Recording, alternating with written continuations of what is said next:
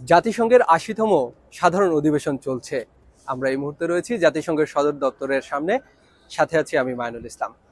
আমরা আজকে কথা বলতে চাই জাতিসংঘের সাধারণ অধিবেশনে এ পর্যন্ত কি কি ঘটে গেছে এবং এই অধিবেশনের শেষ পর্যন্ত আসলে কি কি ঘটতে যাচ্ছে। ইতিমধ্যেই জাতিসংঘের সাধারণ অধিবেশনে যোগ দিয়েছেন বাংলাদেশের অন্তর্বর্তী সরকারের প্রধান ডক্টর মোহাম্মদ ইউনূস।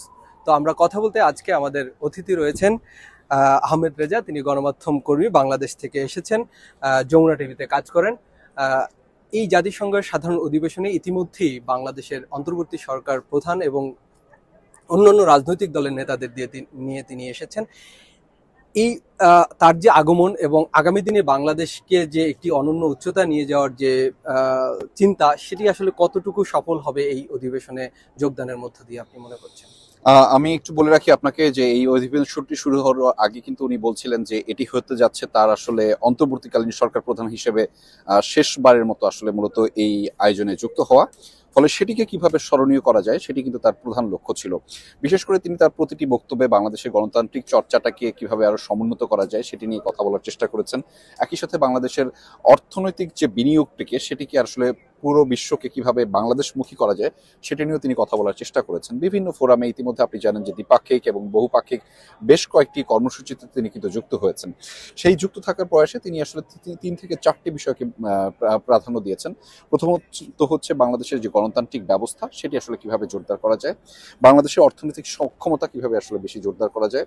আপনি জানেন যে আমরা রোহিঙ্গা সংকটের যে একটা বড় ধরনের সমস্যার মধ্যে দিয়ে যাচ্ছি, সেই সংকট সমাধানেও কিন্তু বেশ কিছু কার্যক্রম তিনি নেবেন এবং বিশেষ করে আগামী ৩০ সেপ্টেম্বর একটি কনফারেন্স করা হচ্ছে এবং যেখানে ইউএন তত্ত্বাবধান করছে সরাসরি, সেটিকে তিনি প্রাধান্য দিয়েছেন।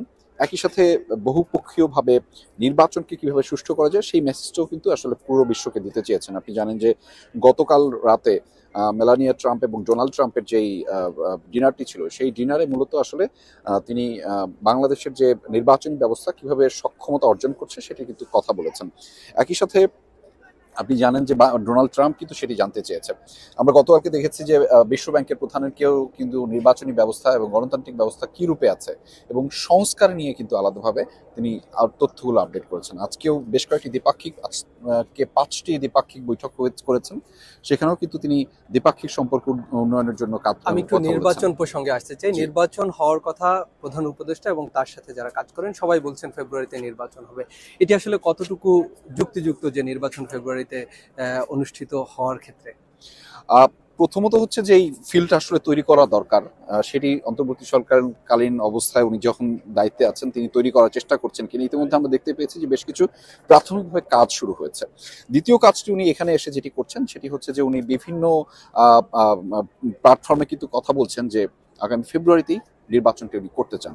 এবং আপনি জানেন যে গতকাল বিশ্বব্যাংকের প্রধান কিন্তু তিনি বলেছিলেন যে তাকে জিজ্ঞেস করে ঠাট্টা করেই জিজ্ঞেস করেছিলেন, যেটি আমরা প্রেস সচিবের মাধ্যমে জানতে পেরেছি, যে এই অন্তর্বর্তী সরকারকালীন প্রধানের যে অংশটুকু সেটি শেষ হয়ে গেলে তিনি কি করবেন। তিনি বলেছিলেন যে তিনি তার আগের কাজে ফিরে যেতে চান, ফিরে গিয়ে তিনি আসলে তার যেই মূল কাজটি সেটি আসলে করতে চান। ফলে তিনি অনেকটা আগ্রহী এই নির্বাচনটি দেওয়ার ক্ষেত্রে।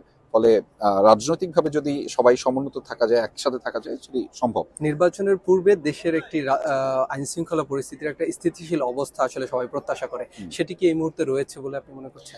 আইন শৃঙ্খলা পরিস্থিতি যেই পর্যায়ে রয়েছে সেটিতে আসলে আমরা আসলে সবাই মিলে তো আসলে ইতিবাচকভাবে দেশটিকে গড়বার জন্য একটি কার্যক্রম, সেখানে আসলে সবার সমন্বিত প্রয়োজন, বিশেষ করে অংশগ্রহণ প্রয়োজন, বিশেষ করে রাজনৈতিক দলগুলো। এবং আপনি জানেন যে মোরাল পুলিশিং এর একটা যে বিষয় এখন সকল নাগরিক চেষ্টা চালায়, সেটা আসলে করাটা ঠিক না। বরং পুলিশের যে কাজ বা আইন শৃঙ্খলা রক্ষাকারী বাহিনীর যে কাজ সেটা আসলে তাকে করতে দিবে। নানান কারণে আমাদের আইন শৃঙ্খলা রক্ষাকারী বাহিনী তারা আসলে ভীত এবং সন্ত্রস্ত অবস্থায় রয়েছে এবং মোরালি ডাউন অবস্থায় রয়েছে। সেটিকে কিভাবে চাঙ্গা করে আসলে ইতিবাচকভাবে তাদেরকে উপস্থাপন করাটাও যেমন জরুরি, তাদের কাজকে আসলে অ্যাপ্রিসিয়েট করাটাও জরুরি। সেটি যদি করা যায় তাহলে আইন শৃঙ্খলা পরিস্থিতি উন্নত হবে এবং দিন শেষে সেটি বাংলাদেশের সমীকরণে ইতিবাচকভাবে যুক্ত হবে।